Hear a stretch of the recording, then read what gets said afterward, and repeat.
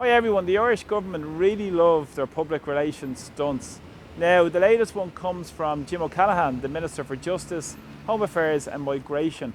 And this is in relation to a deportation flight that took off from Dublin on Monday last with 52 people on board heading to Tbilisi in Georgia.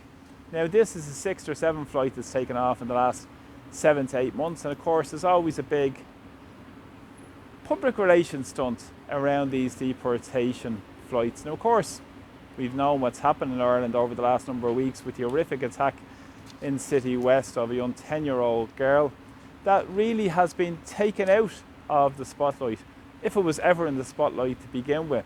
And of course, O'Callaghan and Norma Foley, the Minister for Children, should take accountability for this, but there's been no calls for the resignation of both ministers, unsurprisingly. So it's more public relations stunts, and this comes on the back of the massive amount of people who spoiled their ballot and didn't vote in the last presidential election just in the last week and a half ago. Now, of course, we've also seen the Irish government trying to backtrack and claiming they're talking tough when immigration is too high, and all these comments coming from Harris and Martin. And really, it's about setting the scene and setting the stage for the European Union Migration Pact, which is due to be implemented into Irish legislation by June of 2026. But this latest public relations stunt is really revealing, because fundamentally over 2,836 Georgians are currently in the international protection system in Ireland. But wait for it, back in 2018 that was declared a safe country. Isn't that interesting? Much the same as many other countries on the safe country list, such as Algeria, South Africa, Botswana, Morocco, Brazil and India as well, who have many in this system as well. Over 33,000 people are in the international protection system, and €1 billion has been spent on accommodation in 2025 according to the latest budget figures.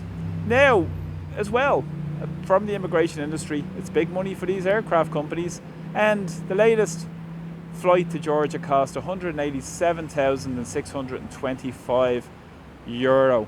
Now, interestingly enough, it was organised through a company called Air Panthers Limited, who are owned by a company called Wheels Up Experience, and they're owned 40% by Delta Airlines. Of course, Delta, we all know about Delta Airlines. And who owns Delta Airlines? Well, the majority shareholders in Delta are BlackRock and Vanguard. Surprise, surprise.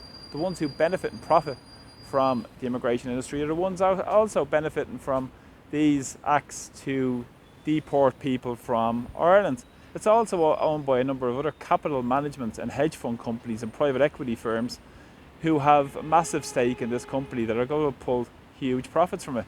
And interestingly enough, this company called Wheels Up Experience, you really couldn't make this up, profited massively from the Gulf War.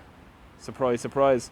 And also from doing deals with the European Union in terms of the European border security through the company they use for that called Frontex.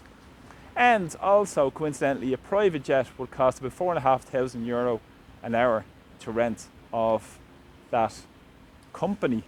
So massive, massive windfalls for these companies organising these flights. Perhaps Ryanair wasn't available, or maybe another commercial airliner wasn't available to transport 52 people to Tbilisi. But of course, massive money, isn't it? Massive, massive public money being transferred into private hands. And perhaps those who were sent back from Ireland might come back in, or maybe they were offered a €10,000 to leave, and maybe they might do a U-turn and fly back to Scotland, perhaps the north of Ireland, and travel back down again, and the whole cycle repeats itself time and time again.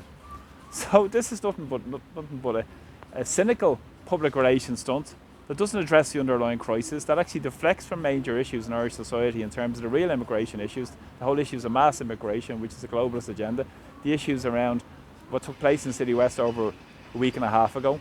It's all being forgotten about, it's all being brushed under the carpet and not to be discussed anymore. And all these issues are being brought up as to try and say they're claiming and they're talking tough on it, when the whole plan is to draw towards the European Union Migration and Asylum Pact by 2026. And we all know what that includes. Includes the biometric data, digital ID, and all these issues that are trying to be pushed forward by the establishment. And of course the Irish political establishment and the media are completely embedded with each other around this and lockstep and pushing this agenda forward rather than deal with the underlying crisis in Irish society. So don't be fooled by any of the nonsense or the public relations stunts that's taking place, and look at the companies who are profiting from this. And it's always about more money getting funneled upwards, while ordinary working class people are the ones who pay in Ireland for this.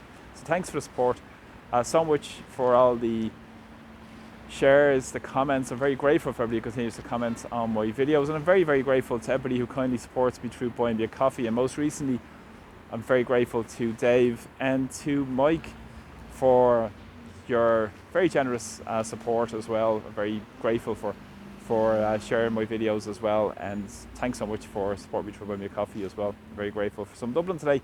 Slán go fóill. Take care. Bye bye.